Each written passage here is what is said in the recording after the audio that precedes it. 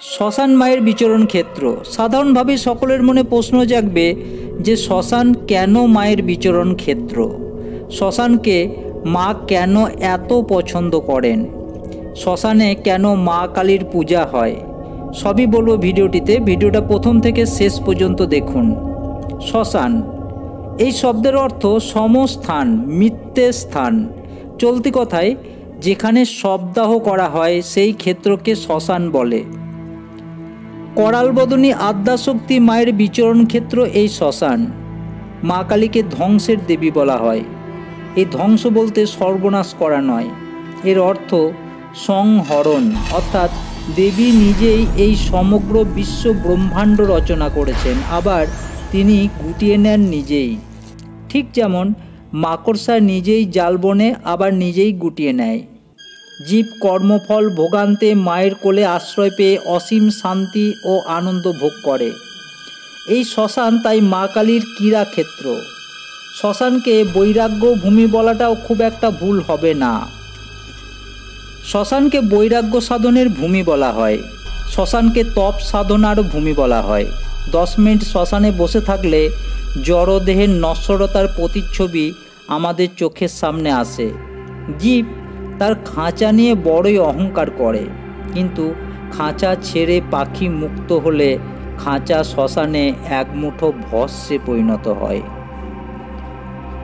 জ্ঞানীগণ এই তত্ত্ব উপলব্ধি করে দেহ সুখ বিসর্জন দিয়ে সাধন ভজনে মন দেয়।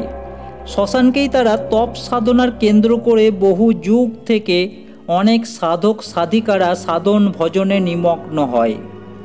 মৃত্যু কাউকে ছাড়ে না। এক রূপবতী অপ্সরাতুল্য কন্যার মৃত্যু হলে শ্মশানে তার দেহ এক মুঠো ভস্মে পরিণত হয়। অপরদিকে এক কুৎসিত চেহারার বিকৃত ব্যক্তির মৃত্যু হলে তার দেহ শ্মশানে এক মুঠো ছায়ে পরিণত হয়। মৃত্যুর কাছে কোনো ভেদাভেদ নেই। ধনী গরিব নির্ধন কাঙাল সকলের মৃত্যুর পর দেহ এক মুঠো ভস্মেই পরিণত হয়।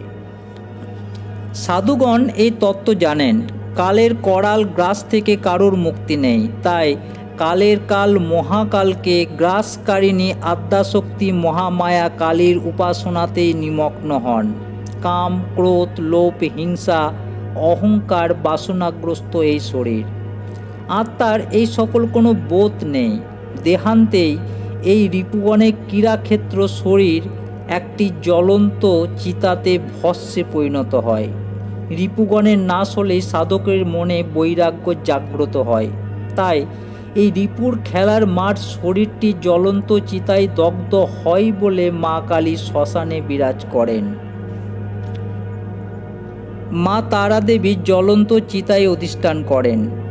ভগবতী ছিন্নমস্তা পদতলে মদনরতি দলিত করেন। এই হলো শ্মশানের পরিচয়। শ্মশান মন্দিরের মতো পবিত্র।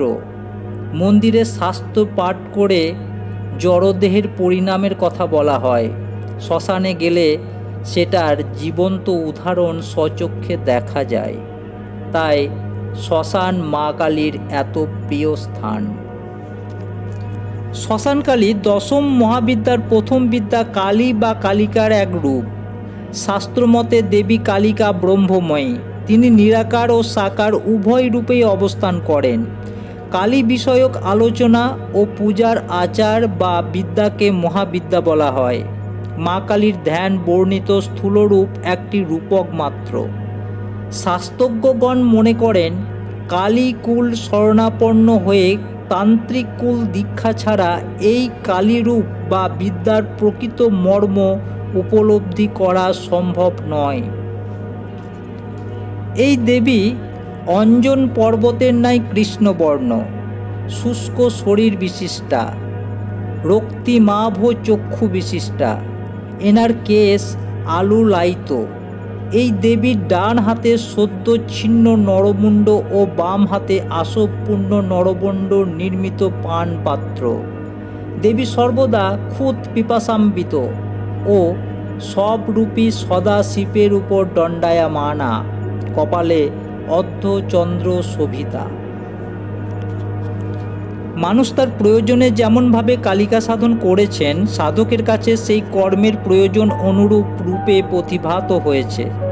কালী সব রূপেই শ্মশানবাসিনী, তবে গৃহস্থের বাড়িতে তার আরাধনা মূলত দক্ষিণা কালিকা বা রক্ষা কালী রূপেই হয়। তবে প্রচলিত নিয়ম অনুসারে শ্মশান কালীকেই মানুষ শ্মশানেই পুজো করতে অভ্যস্ত।